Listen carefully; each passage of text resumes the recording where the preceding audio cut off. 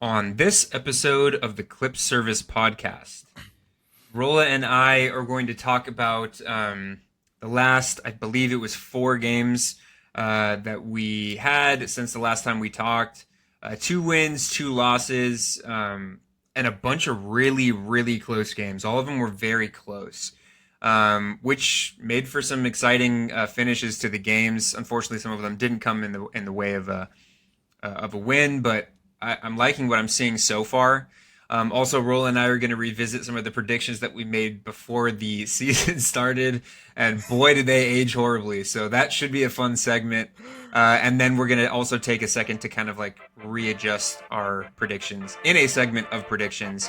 So we got a couple things to touch on this episode. Without further ado, let's make it happen.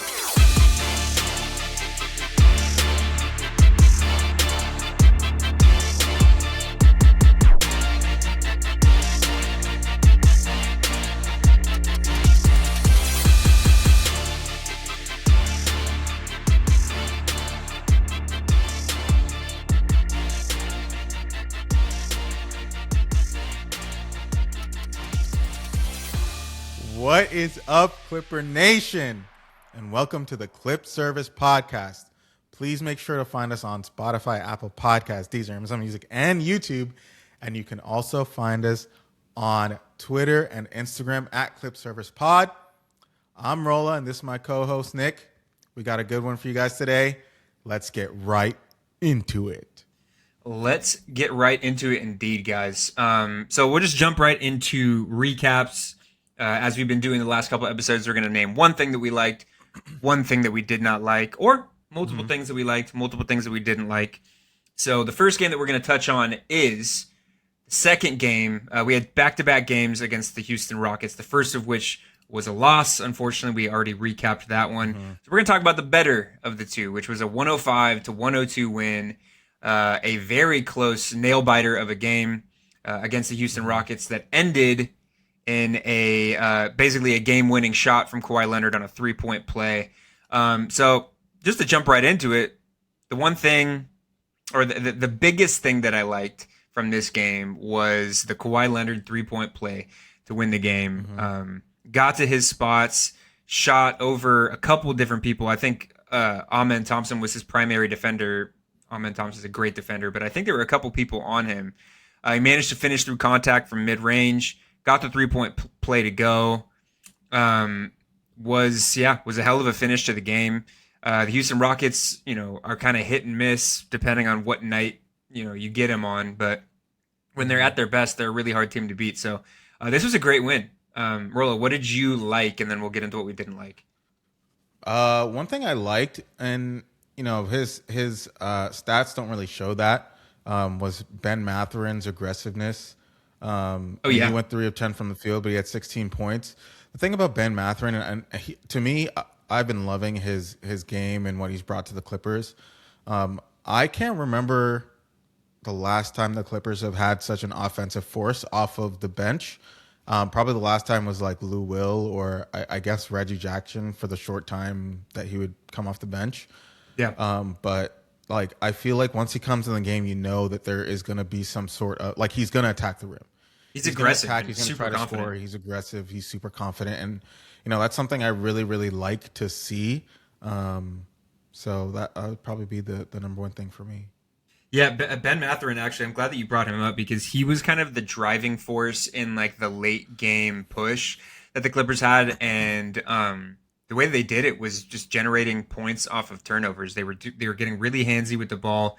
As far as Chris Dunn went, Chris Dunn had a decent game. Actually, had a very good game for Chris Dunn standards, 16 points.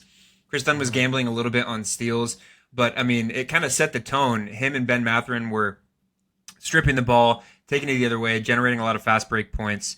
So yeah, I'm glad you brought him up. The one thing that I did not like in this one was, I mean, I guess it didn't really matter in the long run, but Kawhi Leonard's first half was pretty rough, and it's not like he was missing a ton of shots. It's that he wasn't getting a lot of good looks and wasn't taking as many shots as maybe he should.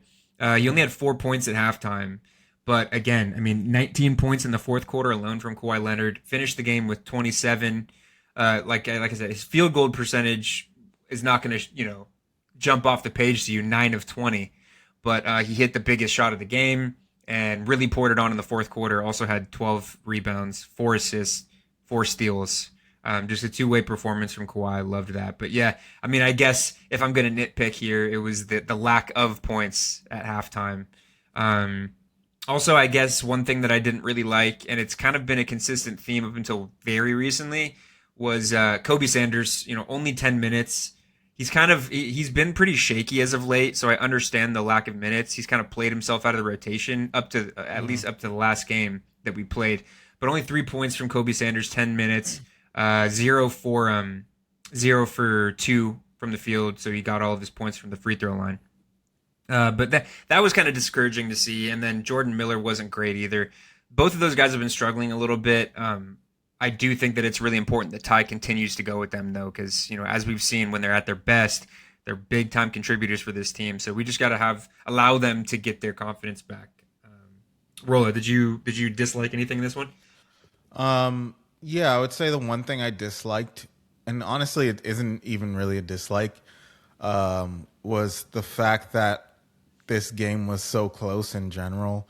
I think that considering I think we like the game before.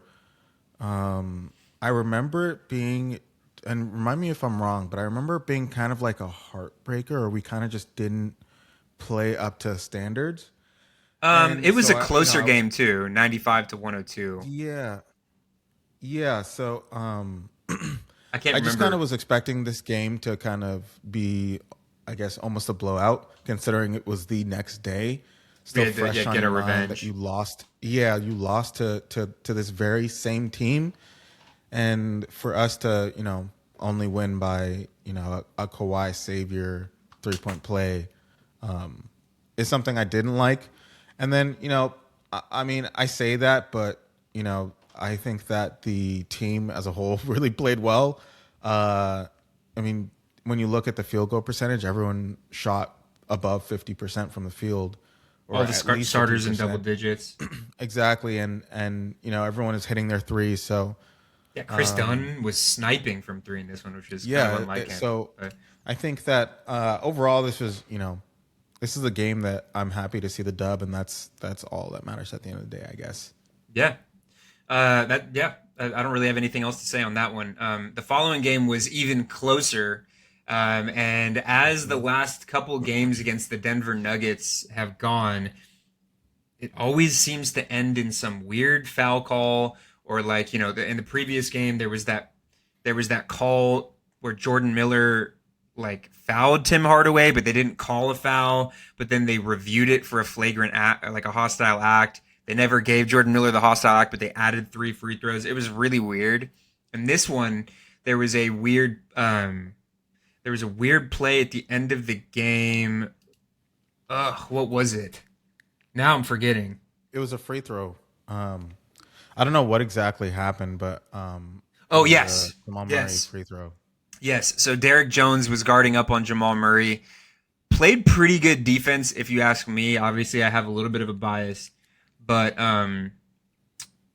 played pretty good defense. Was pretty vertical in my opinion. Nevertheless, Jamal Murray draws a foul on the 3-point play, or on the 3-point shot. At that point, there was only a couple seconds left on the clock. Actually, I think it was at the buzzer. Nuggets are down 3.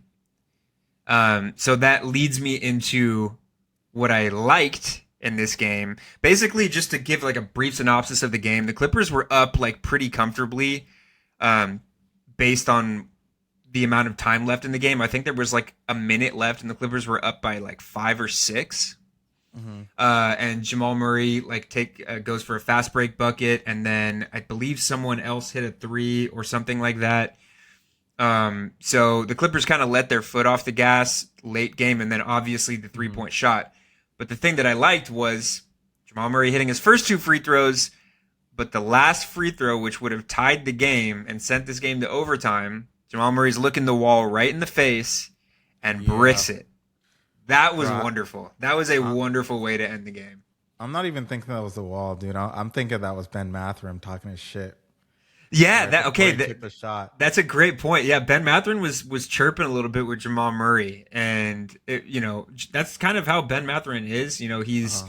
He's confident in himself. He likes to talk smack. I don't know what was said, but whether it was the wall or whether it was what Ben Mathurin said, Jamal Murray missed the shot, and he doesn't Uh-huh. normally miss. He's one of the more clutch players of this era. When it comes Yeah. to time to winning a game down the stretch, but he missed the last free throw of the game, which would have tied it. Denver had a little bit of momentum. I don't know if the Clippers would have won in overtime. Um, but yeah, that was wonderful to see. That was what I liked the most. Obviously, it's petty, but that's gonna be my pick for what I liked. Rolo, what did you like in this game? Yeah, again, my what I liked about this, my pick for what I liked about this game was just Ben Mathurin, bro, Yeah, dropped 38 points. 38, man. 38 points. I mean, That was awesome. to have given up a player like James Harden, obviously someone who is capable of a 50-point game at any point in time, anytime he steps onto a court, and to have replaced him with someone Well, significantly James Harden young. is Darius Garland. Zoo was Ben Mathurin. Oh, I'm sorry. Well, I mean, I guess Zoo But I know and what you mean. James Harden, and to replace them with someone like Darius Garland and Ben Mathurin, I think picking up Ben Mathurin was so massive for us. For someone who is, how old is he now? 23. 23. Yeah. For someone that is that young, that is capable of scoring that many points, I don't know. I'm just such a fan of him. Like Me I'm too. so happy that he's a Clipper. I've been wanting for years to see a young player ball out for this Clipper team. Like I've been watching. Like yes, it's cool to watch James Harden. It's cool to watch like Kawhi ball out. But like, I mean, for me, it's like, and as a basketball fan, I like seeing like someone new on my team just ball the fuck out, and to see like, okay, like we have someone to carry us like into the future. And we probably haven't even seen his ceiling yet either. You know what I mean? Exactly. Like Yeah, that's the cool it's part. crazy. And I'm glad you bring that up, Rolla. I want to ask you another question Uh-huh. on Ben Mathurin. So, what do you think that? Because I have an opinion on like, I guess what Ben Mathurin's ceiling can be for this team. Mhm. Like, what do you see Ben Mathurin doing? Like, okay, to preface this, he's a restricted free agent this summer. The Clippers still have to offer him a contract. They can match any offers because he's a restricted free agent. So, fingers crossed the Clippers find a way to retain him and John Collins. But, let's just say for the sake of argument, the Clippers sign him to a deal and he remains a part of the Clippers for years to come. Like, what do you think his ceiling could be? Like, where do you see his game improving? Where do you see him fitting into the future plans for this team? I could see him becoming I think his ceiling is like a Donovan Mitchell. Okay. I think his ceiling is someone who is I capable, like that. like we saw, of pouring on an extreme amount of points. Someone that cannot be denied. Someone that can score on all three levels. And I think he might be a little bit quicker than Donovan Mitchell. Donovan Mitchell is pretty fast. But, I really like the way he plays. I really like his game.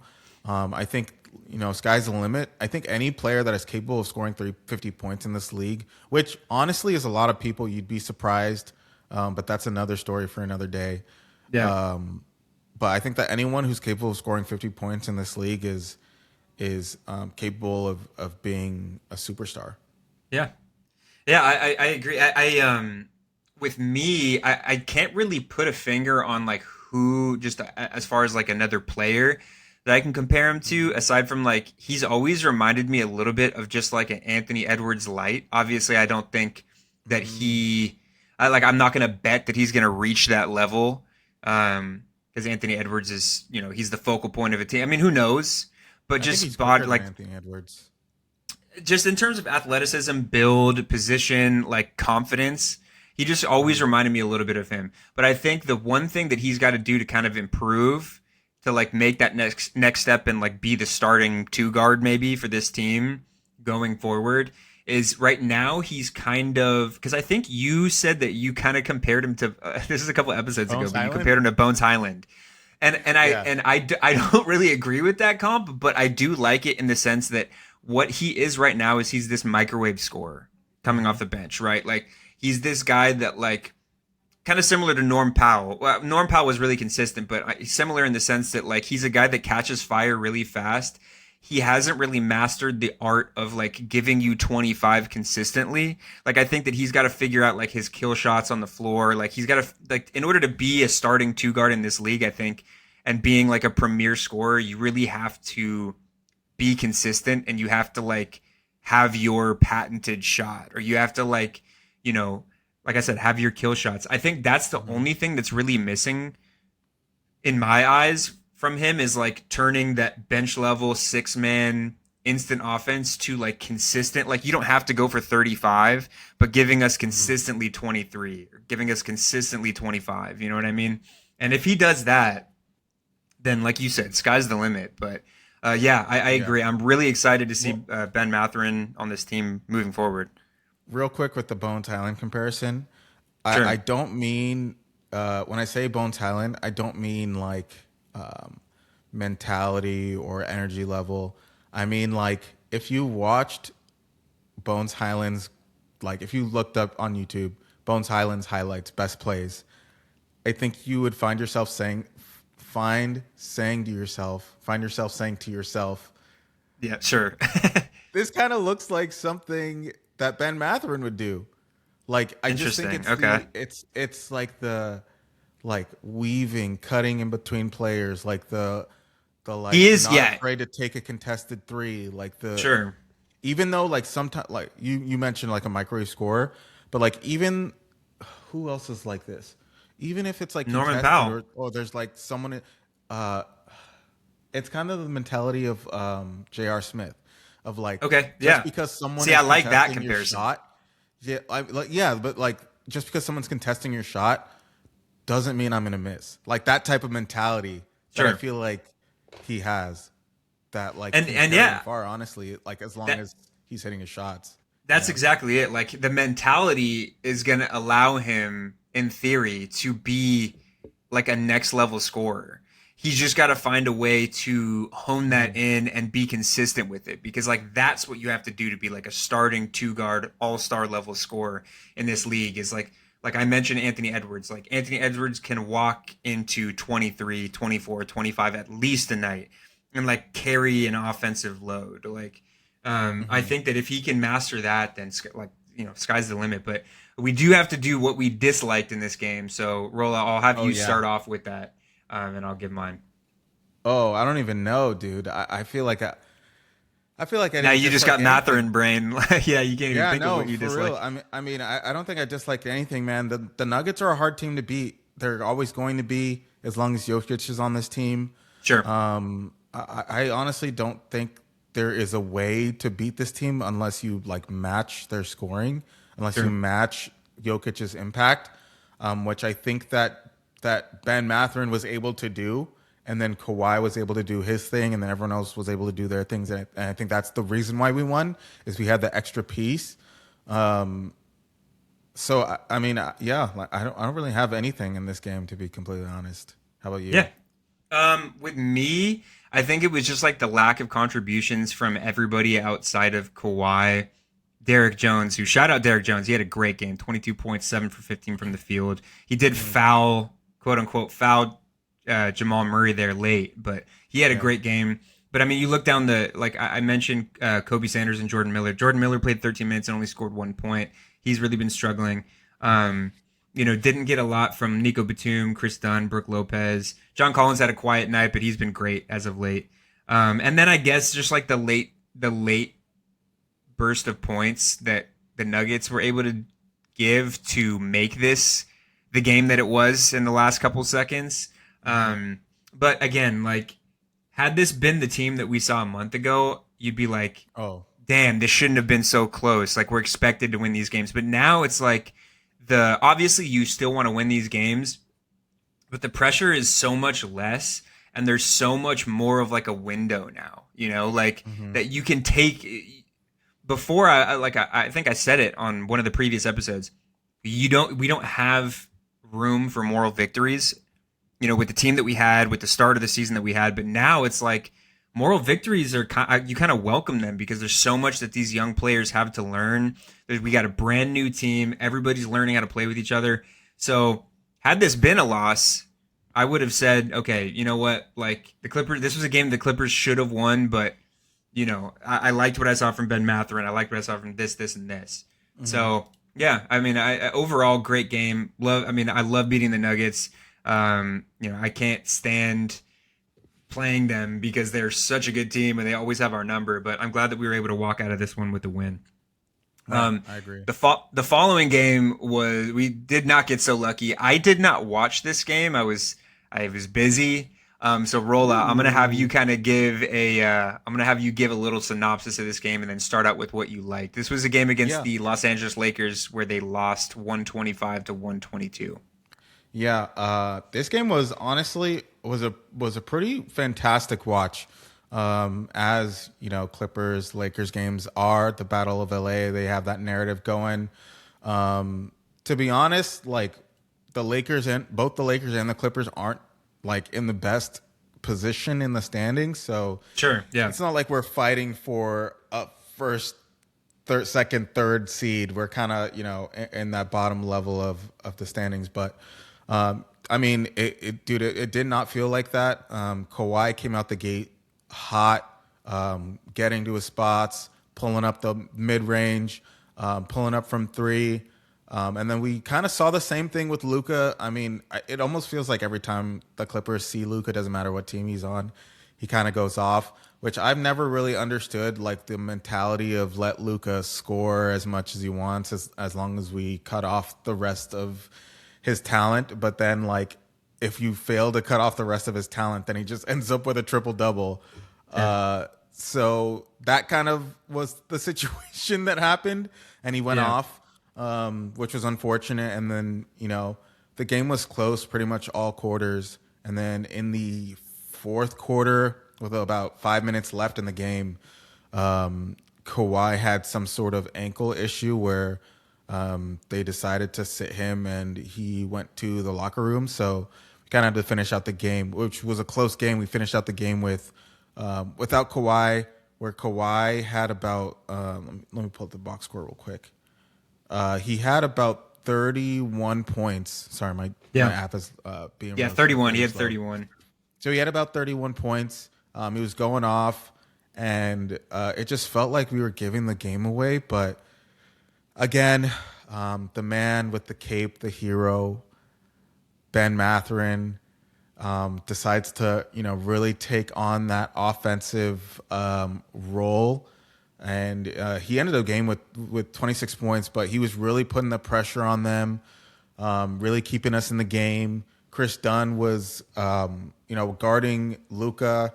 Honestly, towards the end of the game, he was doing a really good job. I really liked the way he would push Luka, getting chippy, talk his shit. And the game, honestly, the score was probably, I think they were up by like 6 or 7 points with maybe 30 seconds left. And I think it was John Collins hit a couple free throws. And Nico got the steal is what I heard.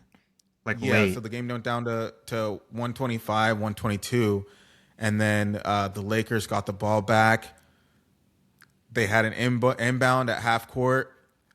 Nico did a great job tracking the ball, got the steal, breakaway, pulled up for three because we were down by three, and he missed the three, and that was the game. But I love really, Nico Batum. Like he can miss all the threes he wants. And honestly, it was a good shot. I saw Ty Lue dap him up at the end of the game. Like that was a good shot. That was a good choice.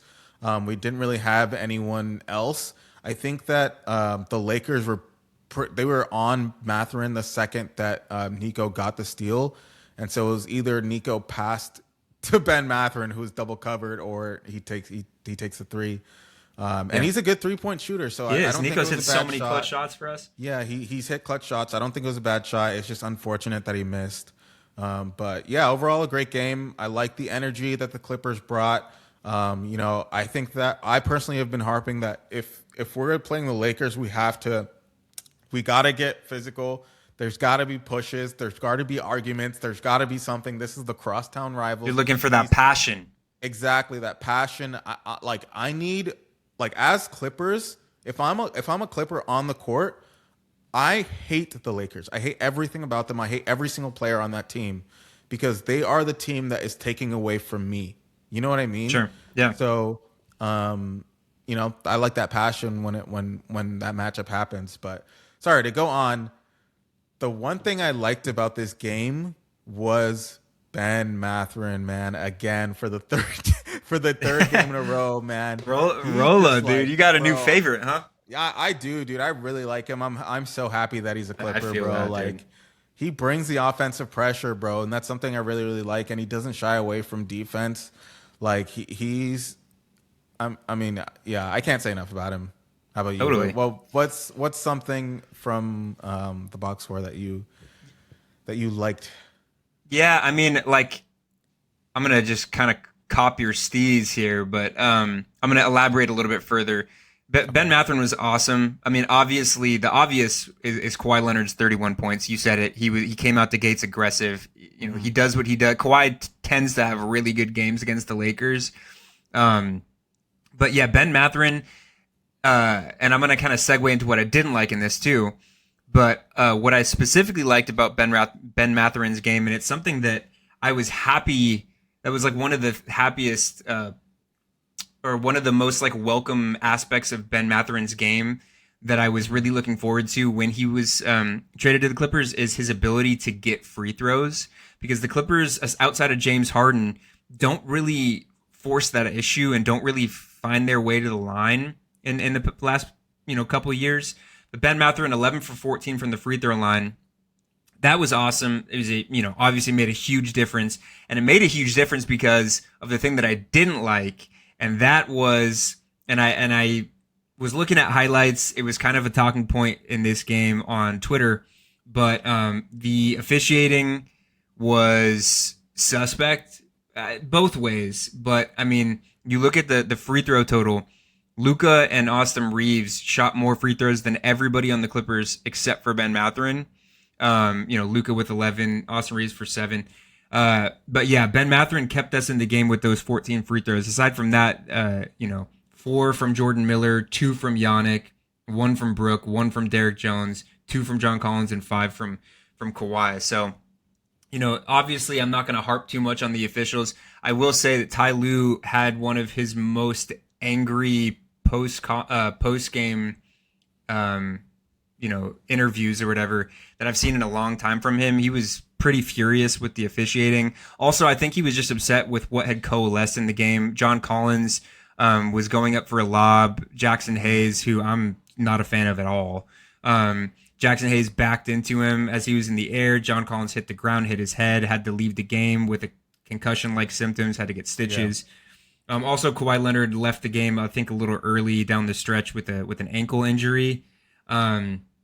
But yeah, I don't know. Just the officiating. I think that Benn Mathurin was assessed a technical that was later rescinded, like a day later or something like that. It was just like, again, I can't stand it's not even like the drawing of the fouls with Luka. It's the complaining about the not getting fouls. I mean, just from a basketball standpoint, like a fan of the sport, you should be getting back and you should be competing on defense, not, standing around and trying to plead your case with an official. It's not good for your team. So it's like, that's always kind of like a micro conversation. Whenever we play the Lakers, it's always, Luka pleading to the refs, blah, blah, blah. That's one thing that I disliked, but to go back to what I liked, Benn Mathurin did a great job getting the line, and he's done that since he's been a Clipper. He's done that for his whole career. It's something that I really like about his game, and hopefully it continues. Yeah. I guess one thing I disliked, I disliked Kawhi. Well, I don't want to say Kawhi. He disliked Kawhi turning his ankle. No, I don't think he was. I don't think he was injured. That was another interesting thing. Yeah, from what I read after the game, it seemed that he kind of was just had some sort of ankle soreness, and then because he was at his time limit, they just decided not to, like, they just pulled him, and that was kind of that. And I just don't like that. I think, like, if, like, as a competitor, and I'm sure all these guys are, and I know Kawhi is, and I'm not saying that it's on Kawhi. Obviously, it's Ty Lue, it's the medical staff, it's multiple people. But, like, I think that they got to understand that, like, this guy is a competitor, and, like, if his ankle's sore, but he's like, I'm fine to finish out the game. There's 5 minutes left in the game. We're down by whatever, like 5 points or whatever. I think you got to just let him play, dude. Like, yeah. I don't want to say, like, the reason why we lost is because Kawhi wasn't there, but, like, surely didn't help. The dude had 31 points with 5 minutes left in the game. Like, he's obviously balling. Like, why are we pulling? Like, why are I don't know. I just feel like, especially with how we started this season and where we are currently, I feel like every game matters.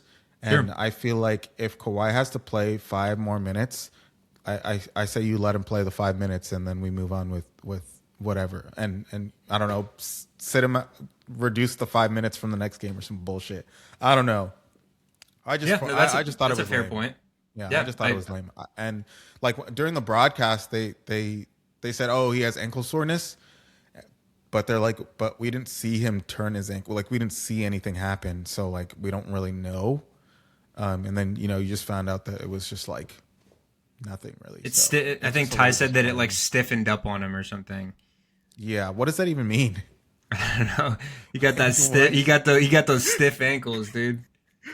Bro, that's crazy. Just I don't massage it. Like, I don't really know. Yeah, get that Theragun out at the timeout. Yeah, how is that even something that you say? Like, Ben Gay. How do you say that? Like, how do you use that as a reasoning to pull a player? Oh, his ankle was stiff.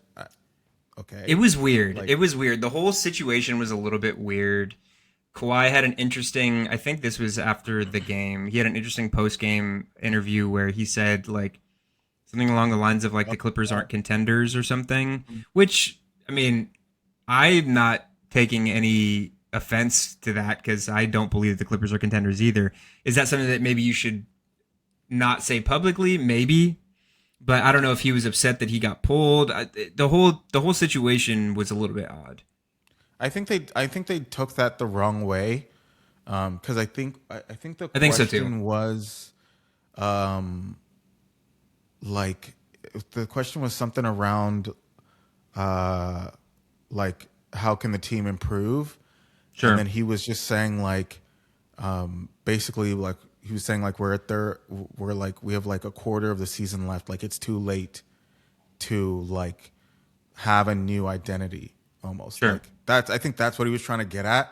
And they obviously, like, clipped a portion of what he said and ran with it. And that's how I took it. Like, I didn't take it as something like, oh, this team. And although I do believe that this team isn't going to win shit, but, like, I don't think that he meant it in, like, that sense. I don't think you can be a competitor. I don't think you can play in the NBA and not believe that your team can win. Has a chance. On any given night. Yeah. Yeah. So. Yeah. I guess that was just my point. Yeah. I think that's pretty much it for the Lakers. But the following game, the last game in recaps, is the 111-109 loss that the Clippers took against the Magic. This game was another, and like I said up top, like, all of these games were really, really close, and that in and of itself gives me a lot of hope for this team moving forward. But unfortunately, couldn't get the win. This one came down to right at the end, last possession, and that'll just lead me into what I liked. The way that I believe it was some iteration, the final rotation, or the final 5 on the floor, was Yannick. I can't remember if Kobe Sanders was out there, but Yannick and Benn Mathurin, Kawhi, and maybe Chris Dunn and somebody else. But basically, bottom line is, the final play was, I think it was Desmond Bane was driving to the hoop. Yannick gets a huge block, gets the rebound. The Clippers take it up the floor. They had a timeout to call. I'm glad they didn't. They didn't, because I believe it was like a 4-on-5. Desmond Bane was still out of the play. Ball goes to Kawhi. Kawhi draws the double. gives the ball to Benn Mathurin. Benn Mathurin had a great open look to hit the three to win the game. Unfortunately, it didn't go down. But like that was like just a great execution for, you know, guys like Yannick and guys like Ben, like the younger guys, to give themselves a chance to win this game. In a game where you're playing, you know, some tough competition. The Magic haven't lived up to the standards that they probably should this season, but they're still a very good team. And the Clippers were able to give themselves the opportunity involving the young guys in this game. Kobe Sanders actually started in this one too. So like a lot of the younger guys were giving the team a chance to win this game. And unfortunately, the shot didn't go down from Benn Mathurin, but I really liked the execution down the stretch. I don't think I can really complain about a missed shot. And another thing that I liked was Kawhi Leonard going over to Benn Mathurin, being the first one going over to Benn Mathurin and letting him know, like, that's a good shot. Like, he didn't hang his head. Kawhi wasn't pissed. He didn't walk straight to the locker room. He helped his teammate up and let him know, like, that's the shot that we want to take. And, like, it makes me, like, I'm proud of Kawhi in that moment. I'm proud of Benn Mathurin for not being afraid to take that shot. I'm proud of Yannick for getting the block. Like, this was a moral victory to me. Like, yes, it sucks that we didn't take the win. This was a very winnable game.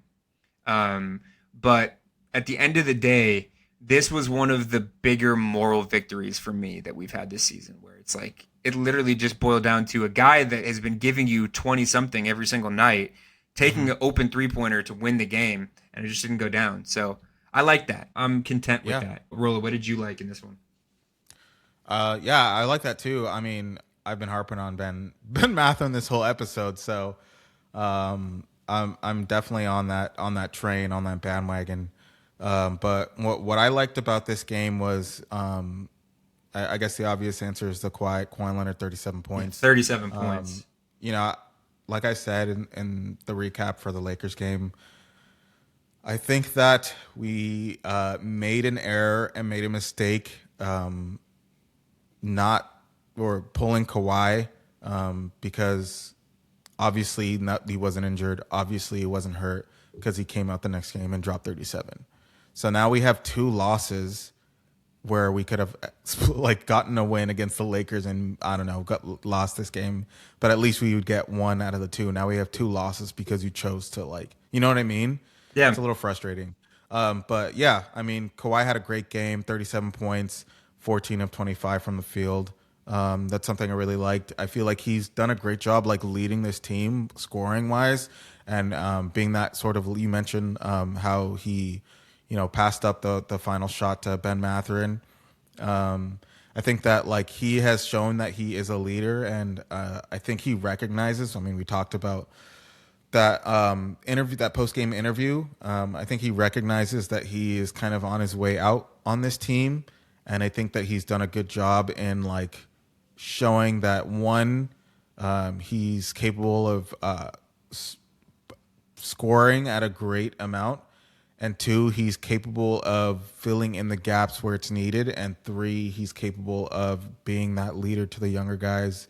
And I think that was all on display in this game. So that was something that I really enjoyed seeing. Yeah, I couldn't have said that better myself. One thing that I didn't like in this one was, I mentioned Kobe Sanders started in the absence of John Collins. I think the thing that I didn't like in this one was, and I think this would have been a game had we had a win had we had John Collins, but what I disliked was John Collins being out in this one for concussion protocols. Obviously, he had a slow start to the season, but John Collins has worked his way into being, like, basically a number 2 for this team. He's been awesome. He's been crashing the glass with consistency. He's been, you know, shooting the ball well from 3, scoring at a high clip. He's been great. And, you know, with that knock that he took to his head against the Lakers, he did miss this one. So he's listed as questionable for tomorrow's game against the Timberwolves. We'll see. But, yeah, I really hope that John Collins is not out for an extended period of time, because the Clippers really, really need him. Obviously, Kobe Sanders, it was good to see him inserted back into the rotation. Had 7 points, you know, obviously nothing to really write home about, but yeah, I mean, this team, a lot of this offense is predicated on what John Collins can give this starting lineup. So hopefully he comes back sooner rather than later. But yeah, that was the biggest thing for me that I disliked. I think the biggest thing for me that I disliked was the Desmond Bain at 36 points. Crazy game. 4 of 6 from three. And he hasn't been 13 shooting the of ball well 19 lately. from the So field. Yeah, so I just feel like, or I wish that we had done a better job playing defense on him. We did a good job kind of keeping Paolo Banchero in check, but I think that Desmond Bain could with the guards, the perimeter defenders that we have, and the guards that play defense that we have. I feel like we could have done a better job, but yeah, that's all in yeah, the past. that is all in the past. So it's Clippers split the 4-game stretch 2-2. Not too mad about that. Obviously, I hope that the Clippers start getting back to winning and they have a chance to do that against the Timberwolves tomorrow. I expect that to be a pretty tough game, but the Timberwolves haven't been playing great basketball as of late. They're a team that the Clippers can beat. The last time around, the Clippers kind of played them out of the building. So I know that the Timberwolves are going to be looking to this game to get some revenge. I hope that the Clippers are expecting that. And kind of protect home court by doing that. I believe this one and the following game against New Orleans are both going to be played at Intuit. So I'm really hoping that the Clippers can kind of get back to basics and do what they did last time against the Minnesota Timberwolves. As far as the New Orleans Pelicans game, obviously I expect the Clippers to win this one. The Pelicans are really, really bad this year. One thing that I don't really have any sources on this, but I'm looking at this Pelicans game as possibly a chance for the Clippers to see Darius Garland for the first time this season. It's been, I think today it was reported that Darius Garland is playing 5-on-5 scrimmaging, doing full scrimmaging. So I know that he's close. Obviously, if there's even a slight amount of doubt with his toe, I think the Clippers should hold off. But to see Darius Garland come back and play for the Clippers, or not come back, but have his debut game for the Clippers would be awesome. And against the Pelicans would be a really good matchup because this should be a game the Clippers kind of put the opponent away quick and early. And it would be a good way for Garland to get, even 15, 20 minutes in this one and kind of just get acclimated to the offense and try to run the show, as the lead point guard for the Clippers. So looking forward to that. Really, did you have anything you want to talk about in these next two upcoming games? No, not really. I mean, I'm pretty excited to see Darius Garland if he does come back. I think like he and Benn Mathurin could be a crazy duo, and I'm pretty excited to see them both on the court at the same time. Yeah, that'll be cool just to see like maybe a taste of if the Clippers can work out a deal with Benn Mathurin, possibly maybe the starting backcourt for the Clippers moving forward into this new era. So yeah, a lot to look forward to as far as I'm concerned. I believe I'm going to the game tomorrow, so hopefully just another reason to hopefully get a win for the Clippers at Intuit. So that about does it for recaps, guys. We're going to take a quick break, and then we're going to jump into the updated version of our predictions because the last ones that we had are basically kaput. None of them have really any chance of coming to fruition. So we're going to take a quick break, and we'll be right back with that in just a moment. All right, guys, we are back with, we're going to let you guys know, for those of you that don't remember, we're going to let you guys know what our predictions were to start the season. Roll and I each gave 3 predictions. And, as it tends to happen from time to time, Roll and I aren't exactly right about some of the predictions that we make or some of the hot takes that we have. So no, I'm always right, bro. I don't know what you're talking about. I beg to differ. So the first one from Rolla is Victor Wembanyama, Defensive Player of the Year. I think that's still possible. That's still possible for sure. Yeah, and I think maybe even likely. The second one is Giannis Antetokounmpo MVP. I don't know if that can even I don't know how many games he's missed. I think he's missed all. I think that one's impossible. Okay. And the final one is a rematch in the finals, Oklahoma City versus the Pacers. That one, I don't think there's a snowball's chance in hell of that one happening with how bad the Pacers have been this year. So, Yeah. Rolla, what I'm going to ask you is which one of those do you want to nullify and what do you want to replace it with? So I will nullify the rematch of the finals with the Pacers and Good choice. OKC. Good I do choice. think OKC is going to be back in the finals. I Okay. could That's see a fair. situation where they don't lose a single game this playoffs. I genuinely believe they're that good. I don't think there's a team that's even close when all of OKC is healthy, Okay. because any team that is even close has never even scratched a finals, Sure. except for I guess the Boston Celtics, but they're missing their best player. So I don't think that it's realistic to think that they win a chip this year, or if they match up against OKC, I don't think that they're gonna win a single game. But you never know. I've been wrong before. But my adjustment to that prediction is, I believe that these playoffs, this upcoming playoffs, are going to be the most watched playoffs in the history of the NBA. Really? Okay. Yeah, This and I think that upcoming. because one, I think this is the last playoffs we see LeBron James in. Okay. I think this could potentially be the last playoffs we see Steph Curry in. And so I think that combined with the excitement from these last playoffs against the Pacers, with OKC and Tyrese Halliburton going off and hitting those game winners, I think we see something similar with a couple players this upcoming season, playoff season. I think that a lot of these young players are really coming into their own. And I think that we see a lot of crazy games this year. I like that one. I like that there's a lot of like kind of budding rivalries and a lot of really good young teams that like believe that they can win. I mean, like let's say for the sake of argument that we see a Spurs Oklahoma City Thunder like Western Conference Finals or something like Mm-hmm. that. Like both of those teams, there is very clearly a rivalry there. That Yeah. would be something that a lot of fans would tune into. And I honestly think that if the finals came down to the Pistons versus the Thunder, I think that would be like one of the more exciting. I mean, like the Pacers Thunder series yielded some insane results. I Yeah. think I predicted that the Pacers would win that one prior to it even happening, Mm-hmm. but I think most people kind of didn't assume that the Pacers would give the Thunder what they gave them.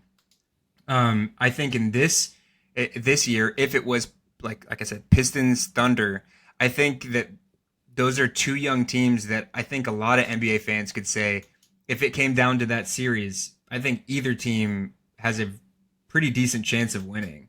The Pistons have That's been nuts. awesome this year. I think that like if it came down to a Thunder Pistons series, I think that the Pistons would really give them some trouble. But yeah, I like that prediction, Rolla. I think that this is going to be a good playoff, a good run of playoffs.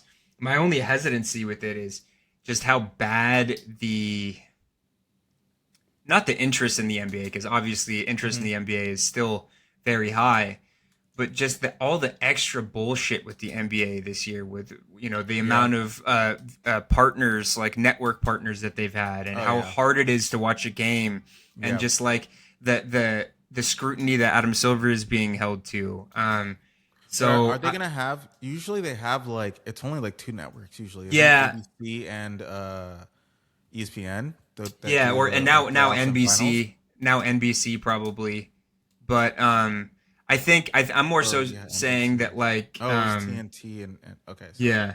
I'm more so saying that like I think the NBA might have lost some interest this year just with how poorly the season's kind of Hmm. like been handled. Right. So I'm wondering if that's going to trickle over to the playoffs. I don't think so, I but just think I just something to think it's consider. I just think it's the LeBron and Steph Curry factor. That's true. Yeah, I you think brought up a that good point. Yeah. yeah, I think there's still a high chance LeBron retires this year. And I've said it for a long time. Like I think that he He loves would a have a narrative. farewell tour, dude. He, He would have a farewell tour. I don't necessarily think that. I think that he Okay. is going to retire when he's just over it, and I could see him wanting to control the narrative. Like this is his 23rd season, his number is 23. Like he always says, like Michael Jordan was his inspiration, and if he just like is like I'm going to hang it up at 23, then I mean, I could see that happening. Or if he says like, "This is my 23rd season. This is my last playoffs. Like, I'm done after these playoffs." I could see everyone tuning in to watch every single game. That's So, true. I wonder if he would go back to Cleveland, or I wonder if you mentioned Michael Jordan. I wonder if he would go to the Wizards like Michael Jordan did and play with AD for 1 year. Because now the Wizards got AD and fuck the Trey Wizards, Young, bro. dude.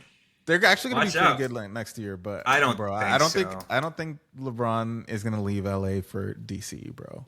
Who knows? Like, I think the only reason you go back to Cleveland, Ohio, is because of like the history. Yeah, but I mean, like, obviously, he's a big deal over there. So Yeah, but I don't think he would go anywhere else. I think after LA, that's like, fair. what else is there for him? You know? For him, yeah. Okay, that's fair. I'll read you mine. I got some stinkers here. So my first one is Ivica Zubac's Defensive Player of the Year. Yeah, I don't think that was that crazy when I said it. it wasn't. It wasn't. Obviously, now that he's going to the Pacers and he's missed some time, I don't think that that's even remotely possible. My second one is the Clippers will finish the regular season. This just shows how like high my expectations were coming into this season. Not knowing that there would be a whole Chris Paul fiasco and we'd be 6-21 at one point. But the Clippers will finish the regular season as a top 3 seed. That's not going to happen. So I'm going to be nixing one of those. Now, the third one... Okay.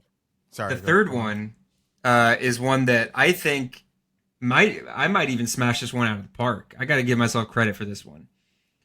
The Charlotte Hornets will be a play-in team. The Charlotte Hornets, for the last month or so, have been the best offense in the league, and they're dominant. When they're beating teams, they are dominating teams, like running them out of the building.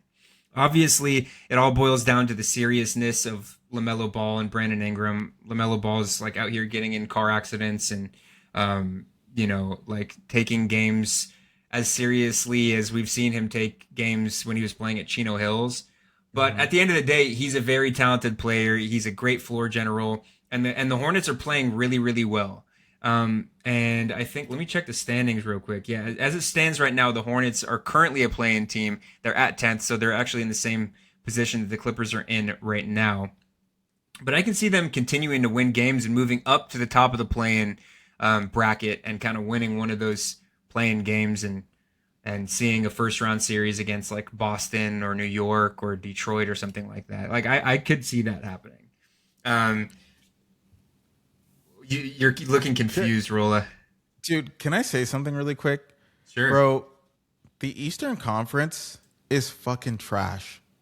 I'm going to be real. I'm a lot of injuries in the East right now. A lot of injuries, yes, but also they're trash.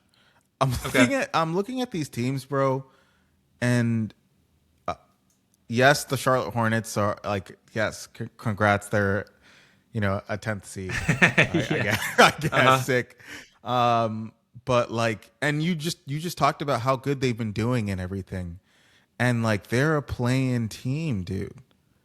Like I just don't think they're that good, and the fact that they're a play-in team is pretty shocking.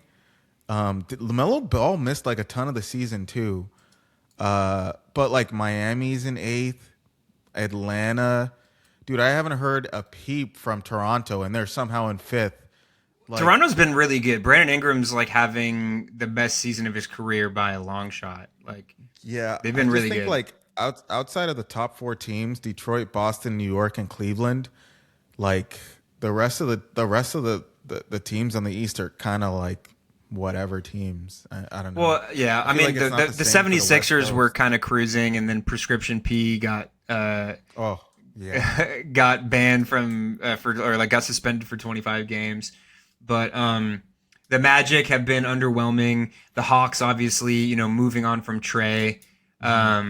Cleveland's been underwhelming. The Knicks have kind of just been whatever. They've been good, but they kind of been whatever. The Celtics have been a revelation without Jason Tatum. I'm really, really surprised with how good that they've been. And then the Pistons, I mean, we saw it last year. The Pistons were kind of on their way up, and they've been completely legitimate. Cade Cunningham is my pick for MVP, and it's not even close.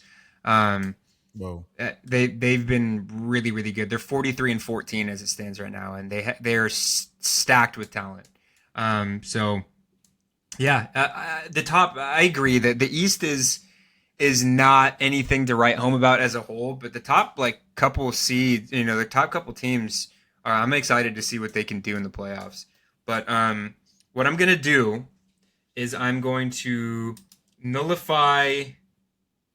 I mean, I guess there's still a slight chance that Zoo gets Defensive Player of the Year. So I'm going to nullify the Clippers finishing as the top 3 seed because that won't happen. And I'm going to replace it with the new prediction. And my prediction is the Clippers will make it out of the play-in and chalk up a first-round series against the San Antonio Spurs. Oh, that's going to be a tough matchup. It's going to be tough, but I would rather play the Spurs than the Thunder. Yes, but I think the result is one and the same. The result's probably one and the same. Honestly, I think I'd rather play OKC. Really? Because, you can't game plan for Wemby, really. So. Yeah, that's the thing. Because, like, OKC at least, like, okay, we know that they're going to have a lot of energy. We know that they're going to come at us. We know that we know Shea is going to foul bait. We know, like what's going to happen. With Wemby, you're just kind of like, you just have to lay there. You're at the mercy. Yeah, you're at the mercy of him having an off night or not being like a freak of nature. Yeah, and you can't imagine playing an entire playoff series and you can't even like drive into the paint. Yeah, and then you have to step out to the 3-point line and guard Wemby, but he's still got tight enough of a handle and he's so mobile that the moment you close out, he can take you. He can put the ball on the deck and take you off the dribble and dunk on your face too. Yeah, he's insane. I would be terrified of a first round matchup with Wemby, but I don't want to see him. You made a point where everybody outside of OKC, as far as these young teams in the West, kind of lack that experience. So maybe the Clippers would have that going for them if this did come to fruition. I think the Clippers would really struggle against the Spurs. I mean, outside of Wemby, they have guys like Stephon Castle, who's like an all-world defender, and he can do a little bit of everything on the floor. They still have Devin Vassell. Dylan Harper is kind of rounding into form. They're just, they added depth with guys like Luke Cornett. They have Keldon Johnson, I believe, still coming off the bench. They're just, obviously a very good team. So that would be a scary one, but, we'll see. It's going to have to come true before we even think about it. So that's my prediction. And that has been our segment of predictions, guys. Let us know if you have any predictions that you want to make, because I guarantee they're a hell of a lot better than what we came up with to start the season. But that's neither here nor there. Yeah, let us know. DM us. DM us if you guys have any predictions or have anything you'd want us to mention on the pod. Absolutely. That was actually going to be my next point before we head on out of here is I think next episode we're going to want to read off some of your guys' DMs or maybe some of the comments on that you guys leave on our Instagram posts. Read them off and answer them on the pod. So stay tuned for that. Make sure you guys are sending in all of your messages, comments, and let us know what you think about some of the stuff that we talked about on this episode, and give us your hot takes, and we just might read them off on the episode. So send those in, and we'll probably be doing an episode in about a week. We don't have, like I said, we only have 2 games between now and then, so we'll have a lot of time in next episode to read those off. So get those in. Roland, did you have anything else you wanted to say before we head on out of here? Nope, that's it for me. All right, guys. Well, thank you so much for tuning in. This has been the Clip Service Pod. As Roland said at top, you can watch us on YouTube. You can listen to us on Spotify, Amazon Music, Apple Podcasts, and Deezer. Comment, like, subscribe wherever you can. And, like I said, get those comments in on Instagram and on Twitter at Clip Service Pod. And we'll read them off on the next episode. But, yeah, guys, it ain't no lip service. This has been Clip Service. Roland, tell these Clipper fans what they want to hear. Let's go Clips! Let's go Clips.